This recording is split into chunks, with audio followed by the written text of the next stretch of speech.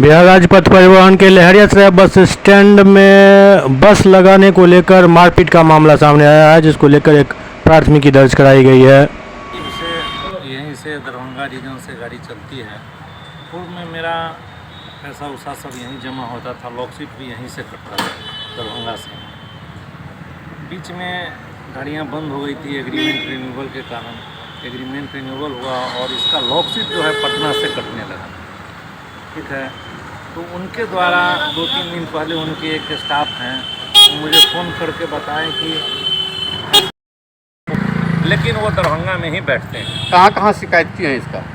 अभी तो हम थाना में आए हैं और थाना में शिकायत करने के बाद उसके बाद हम अपने बिहार राज्य पथ परिवहन निगम के एमडी हैं उनको हम या मुख्यालय के जो बड़े पदाधिकारी हैं उनको टेलीफोन पर सूचना दिए हैं।